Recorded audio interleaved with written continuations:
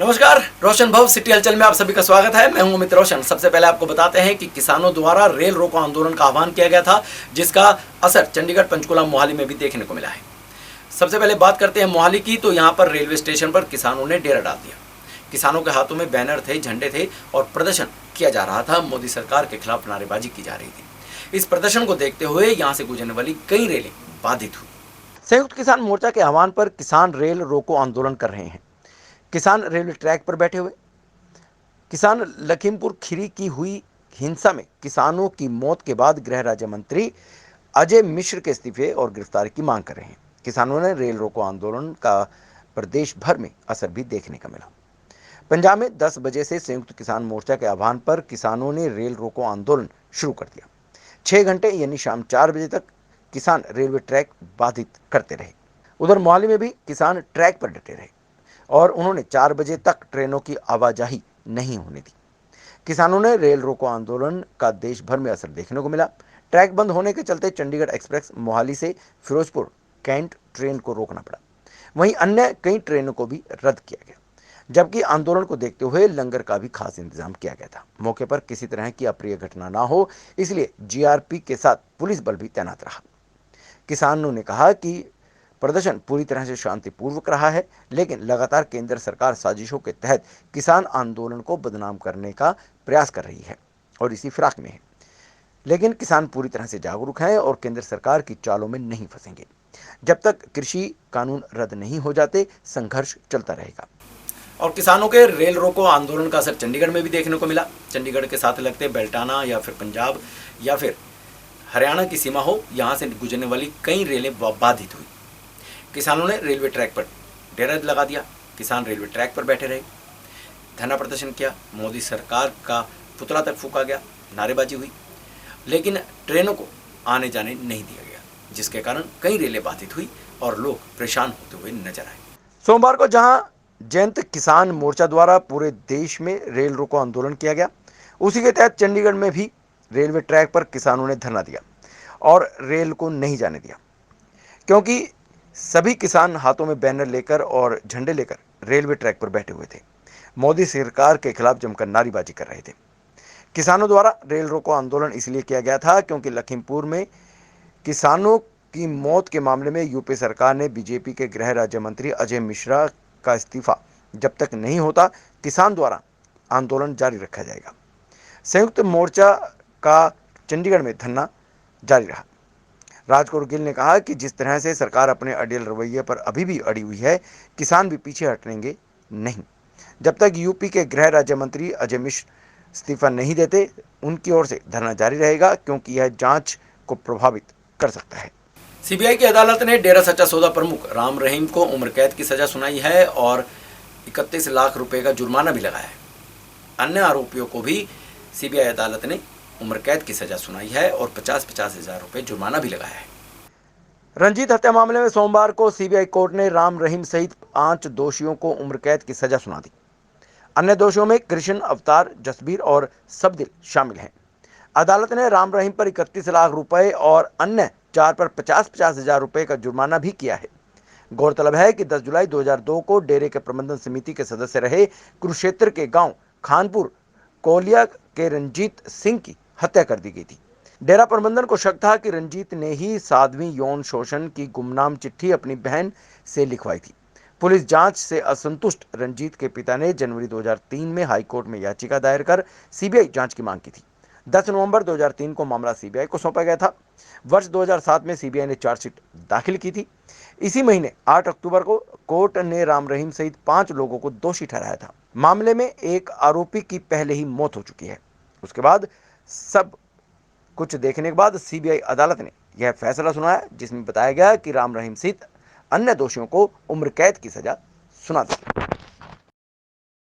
CBI की तरफ से जो आर्गुमेंट्स किए गए थे, मेरी तरफ से mister DS Chawla senior public prosecutor और mister KP Singh senior public prosecutor CBI की तरफ से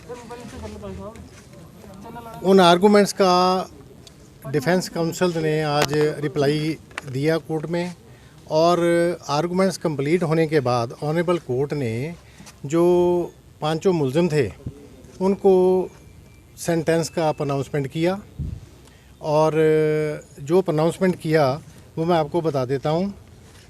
गुरमीत राम रहीम सिंह को 302 read with section 120B IPC, इसमें लाइफ इम्प्रिजनमेंट की है और 30 लाख रुपए इनको जुर्माना किया है।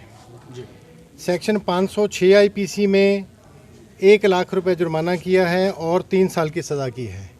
ये सज़ा रिमाइंडर लाइफ जो उनकी 20 साल की पहली जो रेप केस में सज़ा उनको हुई है वो ख़त्म होने के बाद शुरू होगी, और जो छत्रपति मर्डर केस में उनको कन्विक्शन हुई है लाइफ इम्प्रिजनमेंट की, उसके साथ चलेगी और ताउम्र चलेगी। इसी तरह अवतार सिंह को 120B रेडवी सेक्शन 302 IPC में लाइफ इम्प्रिजनमेंट और 50,000 रुपये जुर्माना, सेक्शन 506 में 3 साल की सज़ा और 25,000 रुपये जुर्माना। सफदिल सिंह को 302 IPC में 50,000 रुपये जुर्माना लाइफ इम्प्रिजनमेंट, और 120B सेक्शन 302 IPC में 50,000 रुपये जुर्माना और लाइफ इम्प्रिजनमेंट। सेक्शन 506 IPC में उनको 3 इयर्स की 3 साल की सज़ा और 25,000 रुपये जुर्माना, और 27 आर्म्स एक्ट में उनको 3 साल की सज़ा और 25,000 रुपये जुर्माना हुआ है। इसी तरह जसबीर सिंह को 302 IPC में उम्र कैद और 50,000 रुपये जुर्माना। 120B read with section 302 IPC उम्र कैद 50,000 रुपये जुर्माना, और 506 IPC में उनको 25,000 रुपये जुर्माना और 3 साल की सज़ा हुई है। इसी तरह कृष्ण लाल को 302 रेड विद सेक्शन 120B में 50 लाल को 302 रेड विद सेक्शन 120B में 50,000 रुपये जुर्माना और उम्र कैद की सज़ा, और 120B read with section 302 IPC उम्र कैद 50,000 रुपये जुर्माना। 506 IPC में 25,000 रुपये जुर्माना, 3 साल की सज़ा। ये कृष्ण लाल की जो सज़ा है वो लाइफ इम्प्रिजनमेंट उनको जो पहले हुई है छत्रपति मर्डर केस में, उसके साथ ही ये कंकरेंट चलेगी। वर्मा साहब, आज जो बचाव पक्ष ने काफ़ी दलीलें रखी, किस तरह की दलीलें रखी, और गुरमीत राम रहीम का किस तरह से उसका वो था एक्सप्रेशन? देखिए, आज उनकी तरफ से मेनली यही आर्गूमेंट्स है कि ये केस जो है रेयरेस्ट ऑफ रेयर केसेस में फॉल नहीं करता, और उनको डेथ पेनल्टी की बजाय उम्र कैद की सज़ा हो सकती है और की जाए। उनका केस लीनियंसी से टेकअप किया जाए और कंसीडर किया जाए। तो ऑनरेबल कोर्ट ने आर्गूमेंट सुनने के बाद बिफोर लंच आर्गूमेंट्स कंक्लूड हो गए थे, आफ्टर लंच ये ऑर्डर का अनाउंसमेंट किया। सर, जिस तरह से आपने देखा कि गुरमीत राम रहीम ने लगातार बोला कि उनका कंडक्ट जो है वो कहीं ना कहीं जेल में अच्छा रहा है, इसलिए उनकी जो रहम दलीलें हैं उन पर भी किया जाए, लेकिन जिस तरह के काम उन्होंने किए हैं, केसेस दोषी वो इन सारी चीज़ों में, आपको क्या लगता है ऐसे किस तरह से ये सारी चीज़ें रही? देखिए, ऑनरेबल कोर्ट ने हर एक सर्कमस्टांस को अच्छी तरह से अप्रिशिएट करने के बाद उनके जो काम, अगर वो क्लेम करते हैं कि उन्होंने कोई अच्छे काम किए हैं, those are not related with the commission of these offences for which he has been convicted. ये जुर्म उन्होंने किए, इनकी सज़ा उनको मिली। सो अच्छे काम करने से वो जो उन्होंने जुर्म किया वो ख़त्म नहीं हो जाता। तो ऑनरेबल कोर्ट ने सारा कुछ कंसीडर करने के बाद ये जजमेंट अनाउंसमेंट की है, आज उनको सेंटेंसिंग। सर, कोर्ट ने क्यों इस केस को rarest of the rare case नहीं माना? देखिए, कुछ सर्कमस्टांसेस होते हैं, ऑनरेबल एपेक्स कोर्ट की तरफ से कुछ गाइडलाइंस हैं, वो कुछ केसेस में वो ये केस ऑनरेबल कोर्ट के मुताबिक उस कैटेगरी में फॉल नहीं करता। सो उन्होंने जो उनको ठीक लगा, ऑनरेबल कोर्ट को ठीक लगा। साहब, एक चीज और है जिसमें उनके बचाव पक्ष के जो वकील ने कहा कि खट्टा सिंह बार बार अपने बयान बदलता रहा, उसके बयान जो है वो नहीं रखते मायने, इसलिए वो हाई कोर्ट भी तक जाएंगे। देखिए, हाई कोर्ट में अपील करना उनका राइट है, वो जो चाहें वो कर सकते हैं, लेकिन अब एविडेंस वाली स्टेज और उसको आर्गू करने वाली स्टेज खत्म हो चुकी है। अब ये सिर्फ आज प्रोनाउंसमेंट ऑफ सेंटेंस का काम था, वो आज कंप्लीट हो गया। आप संतुष्ट हैं जो सज़ा हुई इससे? देखिए, काफ़ी हद तक हम संतुष्ट हैं, लेकिन जजमेंट को पूरी तरह से पढ़ने के बाद जो हमारे ऑफिसर्स जो हैं और लीगल माइंडेड हमारी जो टीम है वो वर्कआउट करेगी और देखेगी, अगर इसके अगेंस्ट कोई एनहांसमेंट के लिए जाना पड़ा तो वो वही डिसाइड करे। नहीं करता, ऐसा ऑनरेबल कोर्ट का मानना है। और एक बात आपको मैं बता दूं कि जो कंपनसेशन जो फाइन इनको लगाया गया है पांचों मुलजिम को, उनका जो 50% शेयर है वो डिसीज्ड की फैमिली को एज कंपनसेशन जाएगा। सर, गुरमीत राम रहीम भी वीडियो कॉन्फ्रेंसिंग के जरिए जुड़ा था, किस तरह से प्रतिक्रिया थी, किस किस तरह से उसके वो था लगा हाव कोई भाव। पश्चाताप? देखिए पश्चाताप वाली बात मेरे को, मैं इस बारे में कोई कमेंट नहीं करूंगा, ना मेरा करना वाजिब होगा। तो जैसा कोई एक कन्विक्ट को अनाउंसमेंट सुनने के लिए आना चाहिए, उसी तरह से सर, वो लेकिन आए और सुन के चले गए। इतने सालों से आप उनको देखते आ रहे हैं, क्या उनके हाव भाव में कोई मतलब चेंजेस आए? क्योंकि पहले कहीं ना कहीं एक प्रभावशाली व्यक्ति रहे वो, और अब आपराधिक श्रेणी में आ गए। क्या वो कहीं ना कहीं आंखें झुकी हुई या किस तरह से बॉडी लैंग्वेज में कोई चेंजेस थे उनके, क्या आपने नोटिस किया? देखिए, he was not disrespectful towards the court. मैं यही कहना चाहूँगा कि ही वॉज रिस्पेक्टफुल। सो उन्होंने कोई ऐसी बात नहीं की, कोई ऐसा हम नहीं कह सकते कि उन्होंने कोई बेअदबी वाली बात करी। पंजाब के मुख्यमंत्री चरणजीत सिंह चन्नी की कैबिनेट बैठक हुई, जिसमें कई अहम फैसले लिए गए। मुख्य फैसला पानी के बिलों को लेकर लिया गया और साथ ही 4th क्लास कर्मचारियों को लेकर भी एक अहम फैसला लिया गया, जिसके तहत अब पंजाब में 4th क्लास कर्मचारियों की नियुक्ति रेगुलर हो सकेगी। पंजाब के मुख्यमंत्री चरणजीत सिंह चन्नी की अध्यक्षता में सोमवार को कैबिनेट की बैठक हुई। बिजली बिल और दर्जा 4 कर्मचारियों की भर्ती से जुड़े अहम फैसले लिए गए। सीएम चन्नी का कहना है कि इसका फायदा सीधे तौर पर करोड़ों आम लोगों को होने वाला है। पंचायतों और नगर काउंसिलों के लोगों को पानी मुहैया करवाने के लिए बिजली की मोटरें लगाई गई हैं, जिसका करोड़ों रुपए का बिल ना भरे जाने पर बिजली कॉरपोरेशन बिजली कनेक्शन काट देता है। चन्नी सरकार ने इन बिलों को माफ़ करने का फैसला लिया है। यह बिल करीब 1168 करोड़ रुपए के हैं। बिजली बोर्ड को यह राशि सरकार की तरफ से चुकाई जाएगी। सीएम चन्नी ने बताया कि साल 2016 में जब वह विरोधी पक्ष के नेता थे तो एक गांव की पंचायत द्वारा बिजली का कनेक्शन काट देने के कारण पीने का पानी उपलब्ध नहीं हो रहा था। उन्होंने खुद जाकर वहां पर कनेक्शन जोड़ा था। पंजाब के कई हिस्सों में यह समस्या है, इसलिए सभी बिलों को माफ़ करने का फैसला लिया गया है। चन्नी सरकार ने महत्वपूर्ण फैसला लेते हुए कहा कि अब पंजाब के ग्रामीण और शहरी क्षेत्रों में पानी की बिल का फ्लैट रेट 50 रुपये प्रति माह कर दिया गया है। पहले यह मिनिमम 166 रुपये था। इससे आम लोगों को 70% तक का फायदा हुआ है। मुख्यमंत्री ने कहा कि वह चाहते थे कि पानी बिल्कुल निःशुल्क कर दिया जाए, मगर ऐसा नहीं हो सकता। केंद्र के नियम के अनुसार जिसके पैसे लेने जरूरी हैं और इसी के बाद उन्हें फंड मुहैया हो सकेगा, मगर यह राहत भी लोगों के लिए बड़ी राहत है। कैबिनेट बैठक में फैसला लिया गया है कि अब अन्य कैडर की तरह दर्जा 4 कर्मचारियों, जिनमें चपरासी, बेलदार, ड्राइवर आदि शामिल हैं, की भर्ती भी रेगुलर की जाएगी। पहले यह भर्ती ठेके पर की जाती थी। यही नहीं, चपरासी की पोस्टें तक खत्म हो रही हैं। मुख्यमंत्री ने कहा कि अब अफसर रेगुलर भर्ती हो रहे हैं तो ड्राइवर और चपरासी के साथ भेदभाव नहीं होना चाहिए। जो लोग सरकार के पास काम करते हैं उनका घर चलाने की जिम्मेदारी भी सरकार की है। पंचकुला और मोहाली के साथ साथ अब चंडीगढ़ में भी डेंगू बुखार के मामले लगातार बढ़ते जा रहे हैं, जिसको लेकर चंडीगढ़ का स्वास्थ्य विभाग सतर्क हो गया है। चंडीगढ़ में अमूमन प्रतिदिन 50 से ज़्यादा डेंगू के मामले सामने आ रहे हैं। स्वास्थ्य विभाग द्वारा लोगों को जागरूक किया जा रहा है और सख्तियां भी बढ़ती जा रही हैं। ट्राई सिटी में डेंगू का प्रकोप बढ़ता जा रहा है। ट्राई सिटी चंडीगढ़, पंचकुला और मोहाली की बात करें तो अभी तक 1500 से अधिक डेंगू के मामले सामने आ चुके हैं और चंडीगढ़ में भी रोजाना 50 डेंगू के मामले सामने आ रहे हैं। इसको लेकर खास बातचीत की हेल्थ सर्विसेज डॉक्टर सुमन सिंह से। डॉक्टर सुमन सिंह ने बताया कि डेंगू से बचने के लिए चंडीगढ़ का स्वास्थ्य विभाग पूरी तरह से तैयार है और इसको लेकर हर संभव प्रयास स्वास्थ्य विभाग की ओर से किए जा रहे हैं, जिसको लेकर वह लोगों को जागरूक करने का भी प्रयास कर रहे हैं, चाहे वह एडवर्टाइजमेंट के माध्यम से हो या फिर स्वास्थ्य विभाग की टीम लोगों के घर घर जाकर भी जागरूक कर रही है। इसके साथ ही उन्होंने लोगों से भी आग्रह किया है कि लोग भी अपने स्तर पर जागरूक रहें, कहीं पर भी पानी इकट्ठा ना होने दें, डेंगू का लार्वा ना बनने दें, चाहे वह कूलर हो, गमले हों, पानी खड़ा ना हो। जहाँ कहीं भी पानी इकट्ठा हो उसे साफ करें। डेंगू का लार्वा वहीं पनपता है।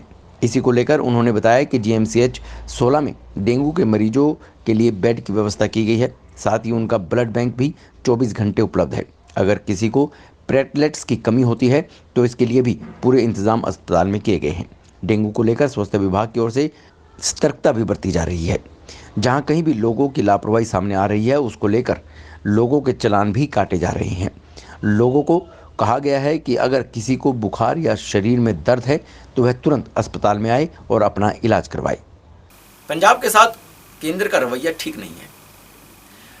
यह कहना है पंजाब के पूर्व सेहत मंत्री बलबीर सिंह सिद्धू का।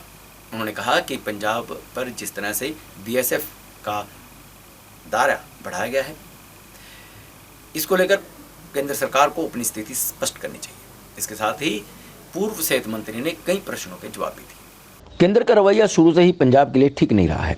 बीएसएफ को लेकर केंद्र की ओर से जो निर्णय लिया गया है वह ठीक नहीं है। यह कहना है पूर्व सेहत मंत्री बलबीर सिंह सिद्धू का, जो सोमवार को मोहाली में पत्रकारों के साथ बातचीत कर रहे थे। इससे पहले सिद्धू ने मोहाली के institute of professional banking IBP कार्यालय का उद्घाटन किया। सिद्धू ने कहा कि यह कार्यालय युवाओं को रोजगार मुहैया करवाने के लिए कारगर साबित होगा। पूर्व सेहत मंत्री बलबीर सिंह सिद्धू ने कहा कि केंद्र देश में माहौल खराब कर रही है, जबकि केंद्र को रोजगार, महंगाई, पेट्रोल डीजल की कीमतों से जो कि लोगों से जुड़े हुए मुद्दे हैं, इनको हल करना चाहिए। सबसे ज़्यादा बॉर्डर पर कुर्बानियां पंजाबियों की दे रही है। कृषि कानूनों को लेकर केंद्र द्वारा राजनीति की जा रही है। सिद्धू ने कहा कि बीएसएफ के दायरे को लेकर केंद्र स्थिति को साफ करना चाहिए और यह किस लिए ऐसा किया गया है, इसको भी साफ किया जाना चाहिए। आम आदमी पार्टी के यूथ प्रेसिडेंट ने सेक्टर 32 में धरना प्रदर्शन किया, सरकार के खिलाफ हल्ला बोला और मोदी सरकार का पुतला जलाकर रोष व्यक्त किया। इनका कहना था कि मोदी सरकार केंद्र में और नगर निगम चंडीगढ़ में पूरी तरह से विफल साबित हुआ है। बीजेपी सरकार के कारण ही रसोई गैस बढ़ रही है और पेट्रोल और डीजल के दाम भी बढ़ रहे हैं। यह कहना है आम आदमी पार्टी के चंडीगढ़ यूथ प्रेसिडेंट राजन मलिक का। उन्होंने कहा कि जब से बीजेपी की सरकार आई है तब से ही महंगाई बढ़ती जा रही है। सरकारी कंपनियां प्राइवेट हाथों में जा रही हैं या सौंपा जा रहा है। इसकी वजह से महंगाई बढ़ रही है। उन्होंने कहा कि सेक्टर 32 में महंगाई को लेकर मोदी सरकार विफल रही है।